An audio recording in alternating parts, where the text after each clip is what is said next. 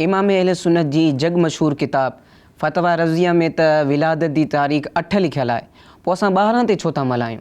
जेके इहो एतिराज़ कनि था उन्हनि खे मुहबत भरे अंदाज़ में चऊं था त अगरि तव्हां 8 तारीख़ खे था मञो त असां तव्हांखे 8 तारीख़ ते रबीउल अव्वल शरीफ़ मल्हाइण खां त नाहे रोकियो, तव्हां 8 तारीख़ ते मल्हायो। बहरहाल असुल में इहो माण्हुनि जे अंदरि ग़लति फ़हमी विधी वेंदी आहे त नबी करीम अलैहिस्सलाम जी विलादत जी तारीख़ इमाम अहले सुन्नत रहमतुल्लाह अलैह 8 बयानु कई आहे ऐं तव्हां जलसा जुलूस जेके कढंदा हो, महाफ़िल मुनाक़िद कंदा हो, वॾे पैमाने ते ख़ुशी कंदा, उहा 12 रबीउल अव्वल ते कंदा हो। दरअसल इहो माण्हुनि खे हिकिड़ी ग़लति ॻाल्हि थी ॿुधाई वञे।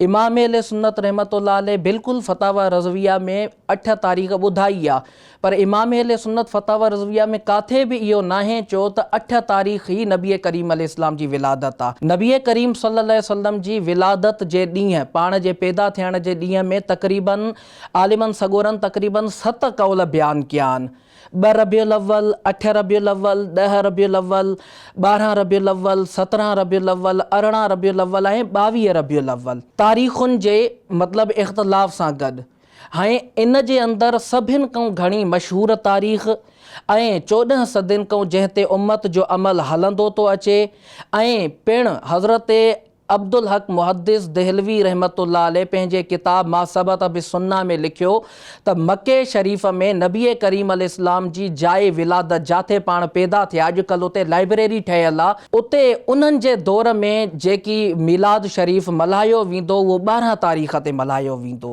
त असुल नबी करीम अलैहिस्सलाम जी विलादत जी तारीख़ जेका मशहूरु आहे 12 तारीख़ आहे।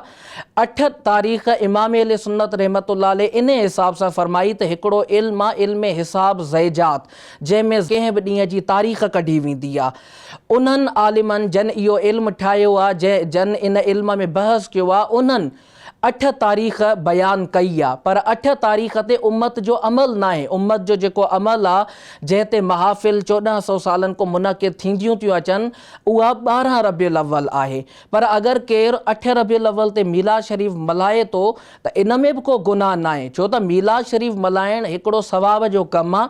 शरीयत इन जे लाइ का तारीख़ ख़ासि नाहे कई त हिन तारीख़ ते मल्हाईंदव त सवाब मिलंदो, फुलाणी तारीख़ ते मल्हाईंदव त न मिलंदो। अल्हम्दुलिल्लाह आशिकाने रसूल त सॼो साल मीलाद शरीफ़ मल्हाईंदा आहिनि जीअं उन्हनि खे मौक़ो, पर हिकिड़ो अवाम जी आसानी जे लाइ, तारीख़ खे यादि करण जे लाइ ऐं हिकिड़ी कंहिं शइ जी अहमियत ॿुधाइण जे लाइ। पर अगरि तव्हां उन जे लाइ को वक़्तु मुक़ररु करे छॾींदव अवाम जे ज़हननि जे लाइ, उन्हनि जी आसानी जे लाइ, त उन में उहा शइ यादि रहंदी आहे, उन में जेके शयूं बयानु थींदियूं उहे यादि रहंदियूं आहिनि। ख़ुलासो इहो त 8 तारीख़ जो बि हिकिड़ो कौल मौजूदु आहे, पर इहा हतमी तारीख़ नाहे जंहिं ते उम्मत जो अमल आहे। जेकी तारीख़ मशहूरु आहे उहा 12 रबीउल अव्वल शरीफ़ आहे। Social media Sindhi Dawat Islami platforms के लाइक्स, फॉलो, शेयर कयो, सब्सक्राइब कयो।